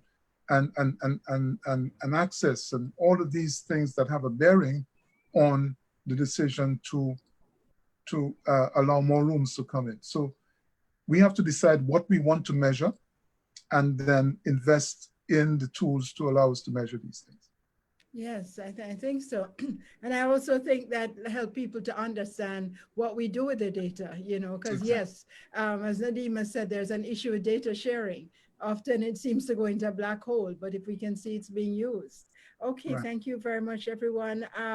Well, there was a question for Diana about can Maldives participate in the village program? I'm pretty sure you've already answered that one because yes, this program is going global. So I'm pretty sure you can answer that. Then Sharon Parish Chambers has asked how many villages are members of Villages as Business. So Diana, do you want to just take those two together? You're still muted, yes. Oh, sorry, yes. No, I was saying that we have a number of villages, about 35 in Jamaica, and we have about 10 in the Eastern Caribbean. Mm-hmm. We have been promoting the Peace Village program with the International Institute for Peace through Tourism, which is important. And I noticed that we've been asked a question about how can communities get business virtually. Well, I'm proud to say that we are setting that up with University of West Indies Open Campus, a study tour for community tourism entrepreneurship, and we're going to have virtual tours. And the communities that we feature will earn money from that. Okay, so we'll plug the open campus. If you're interested, guys, you know where to go. Thank you very much, Diana. Yeah. Okay. The next question from Marva Hewitt is, I've heard it said that the Caribbean region must focus on its own tourism. What are your thoughts on this? So I guess this is about domestic tourism. So anybody want to jump in on that? It's a very open question. If I can jump in, yes. Of course we do have in many countries domestic tourism. We have, when I say domestic, I also mean intra-regional tourism. If you go to St. Lucia, for example, where I'm from, on an average weekend prior to COVID, you would have found, you know, at least 25% of the guests there are from Martinique or Guadeloupe, one of the French islands. We have hotels in St. Lucia that cater primarily to regional tourism. The issue there is, one is the small size. It's not something that you can rely on exclusively, obviously. Second issue is, of course, transportation and ticket prices and connectivity and that whole suite of things. So yes, it's an important stopgap measure. It can help to keep small properties especially going. But in terms of the numbers, it's not going to give us, in terms of volume, the returns that we're looking for. Thank you. Dana, yes, I see you. I just wanted to say that we are developing, and we're going to officially launch it in August, the latter part of August, dryland tourism, vacations and tours. In Jamaica, we say that when you're visiting your own country, you're a dryland tourist, right? So I shared with some of my partners in the Caribbean, and they said they like it. So they want me to turn it into a Caribbean product. What this is about is that it will be an educational dryland tourism vacation, because many of our people don't know their country. They don't know the communities, all like the people in Kingston and the pack-up in Kingston, but they don't know anything about the communities. And so we want to use an opportunity now, not just because of the corona, you know, this is going to be ongoing. And we can probably get some funding for community people, you know, to go to different hotels, because some of them are right beside hotels and they don't know what they look like. That's a big issue. That is true. What we want now is to get them to be able to stay and interact with the guests that are there. Obviously, we have to make sure they have the protocols in place and so on for them to do that. But we need to get the communities to become more aware of what the product is about, and that they know will be marketing ambassadors, because a lot of them have relatives overseas. So eventually, when the visitors can come, then they'll be able to promote it to them. There's a lot more that can be done.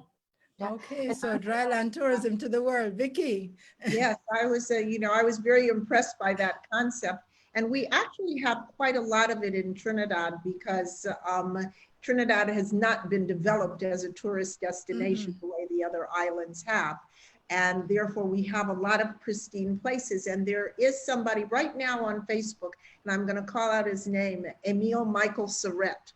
You should go and look at some of the pictures he's taking, and he takes people on hikes and tours, and they're very popular right now because people can't go anywhere else. But it is wonderful, and he does do all of the cultural heritage tourism as well. But even in the green market, again, people come out because it's outside.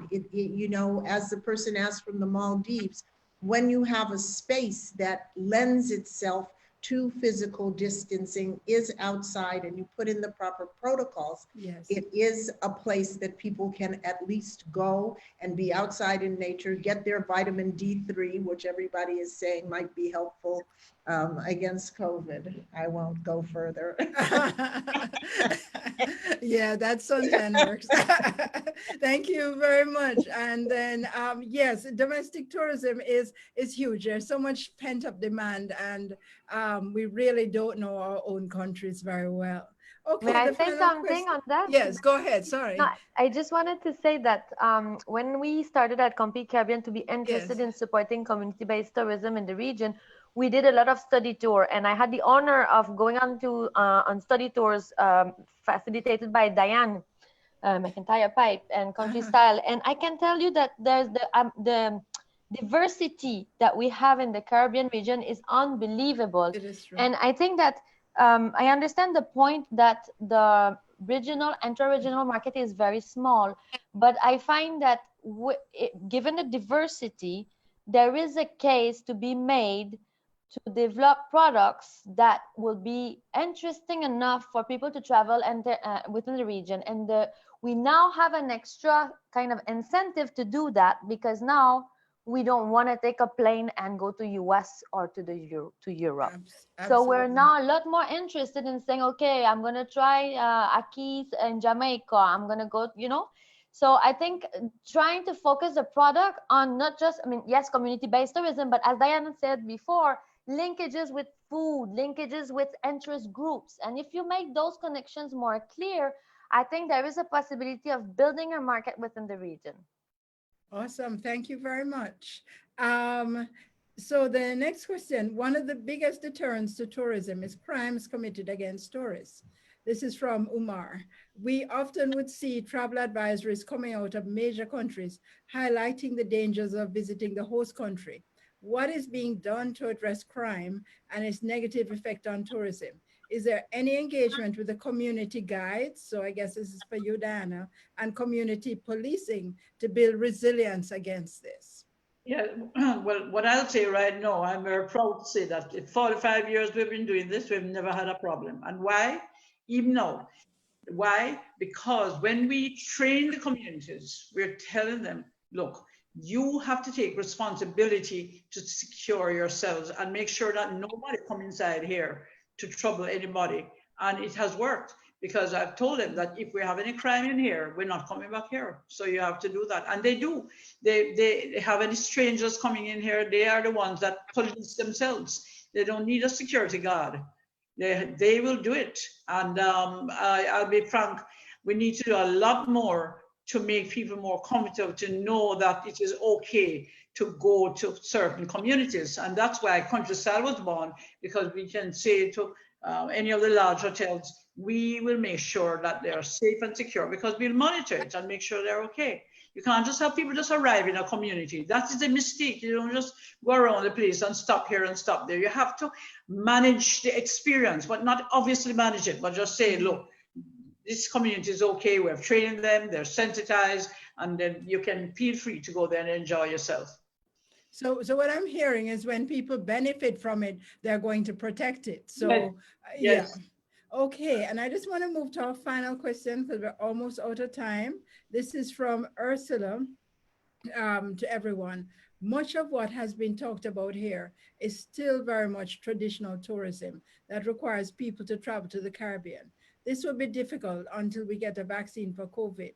So curious as to how the organizations here are using technology to help SMEs create virtual experiences to generate revenue now. So you just spoke to some of that, Dan, and when you were talking about what it is that you are doing. I know that there have been a lot of webinars. Who mentioned, or it was Vicky who mentioned Buju Banton and so on. So yes, we've been having some great concerts, free music, everything. I don't know how we'll ever get people to pay again, but there has been a bit of that. And anybody want to just chime in on how can we use technology and move away from the traditional as a part of resilience? Well, one part of it is the Caribbean diaspora. We spent a lot of time talking about how to link the diaspora back to the Caribbean and to do some of the things to get that expertise more involved in helping us do nation building. And that is one way to bring people in as tourists. The real question is, I think, what Annie was talking about, how do you get a payment system that can really work for all of us so that is safe and secure and that people are willing to contribute to all kinds of things online. But we have to try to find that vehicle. We've been doing a lot to do the virtual tours and the talks, but we don't get paid for it. Yes. Unless we get it sponsored. Monetizing it is going to be the challenge, yes.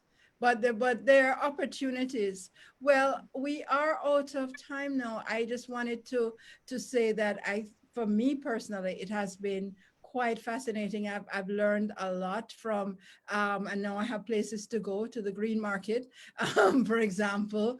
Lots of great information provided, lots of great solutions. And what, is very heartening to hear the people of, I guess it's Trinidad and not Tobago speaking, those, and they have it figured out. We are actually resilient people. I think that's one of the things that has benefited a lot in the pandemic, that we have bounced. We have gone down, but we've said we're not going to stay down, and we have come up with solutions, and we've heard a lot of these solutions here today. We have said that we need more data, we need better data, but we also said, how are some of the ways that we can get the data? We have said that we need to be more networked, we need to be more creative, but we also need to take a different view of things. So again, that idea that we go to the top and look down and we'll see everything a lot more clearer. So I hope that today, as we did this kind of what in my language we call the helicopter view, we would go up, we take a look. We've been to different destinations in the Caribbean. We've heard different voices and different perspectives. I hope that we have enriched the the whole, everybody's understanding. And I know that the conversation will continue. Dana is reminding us that, you know, the third seminar, this is 2 of 3, is on the 13th of August. And that will be another opportunity for the dialogue to continue.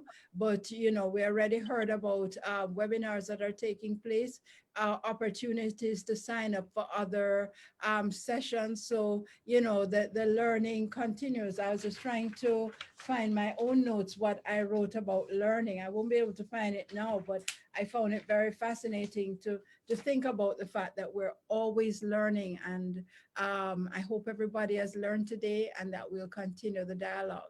So thank you all for attending. It will be recorded, and well, it is being recorded, I'm sorry. So you will be able to, yes, thank you, Umar, says great initiative. You will be able to look at it afterwards. And I want to thank all my presenters. You guys have been awesome, very interesting, very diverse. You stuck to your time, which is always a big thing when you're facilitating. You don't have to slap anybody down. So thank you so much for your time, talent, interest, and everything. Okay, so I'm going to wrap it up now, and thank you once again. Thank you. Bye.